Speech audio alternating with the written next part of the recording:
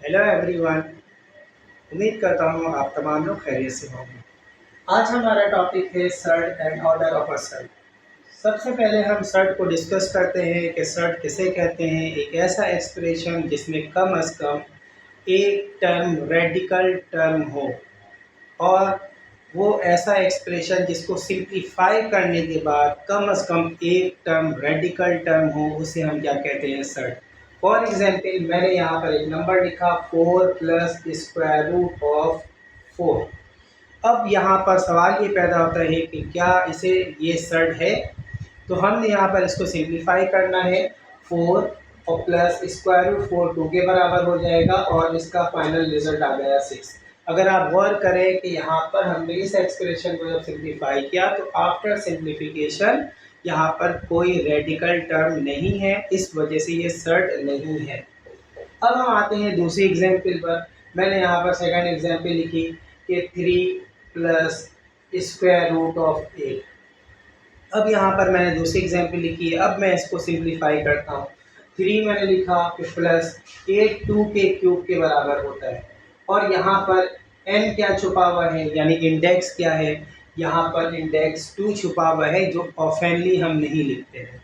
तो यहाँ पर 2 है और ये 3 है। ये 2 और ये 3 आपस में बराबर ना होने की वजह से ये क्या कहलाएगा, ये सर्ड कहलाएगा। और इस सर्ड का जो ऑर्डर होगा वो हम अगले टॉपिक में पढ़ेंगे। ऑर्डर ऑफ सर्ट के अंदर हम डिस्कस करेंगे। तो ऑर्डर ऑफ सर्ट किसे कहते हैं। ऑर्डर ऑफ सर्ट किसे कहते हैं, अगर कोई number nth root of a की हालत में हो और a परफेक्ट nth पावर के बराबर ना हो, उसे हम कहते हैं सर्ट ऑफ nth ऑर्डर।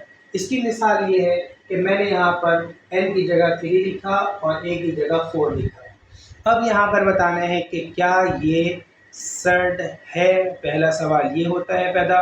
तो आप गौर करें, यहाँ पर 4 2 के स्क्वायर के बराबर है और यहाँ पर n क्या है, 3 है। ये जो पावर है 2 की पावर और ये 3 है, ये आपस में बराबर नहीं है, तो ये सर्ट है। लेकिन अब इसका ऑर्डर क्या होगा। देखें, याद रखें कि अगर कोई एक्सप्रेशन सर्ट होता है तो उसके अंदर ऑर्डर भी आ जाता है। ठीक है, जैसा कि यहाँ पर ऑर्डर के इस सर्ट का ऑर्डर क्या होगा, इस सर्ट का ऑर्डर होगा थर्ड। इसे order surd of third order. तो ये था हमारा topic surd and order of surd. इंशाल्लाह हम नेक्स्ट लेक्चर में फर्दर हम पढ़ेंगे। और अगर आपको हमारा लेक्चर अगर समझ में आ रहा हो तो काइंडली इसे लाइक करें, शेयर करें और सब्सक्राइब करें। और अगर कोई क्वेरीज़ हों तो उसे आप ज़रूर हमसे आप रब्ता करें, आप ग्रुप में कमेंट्स करें। Thank you. अल्लाह हाफ़िज़।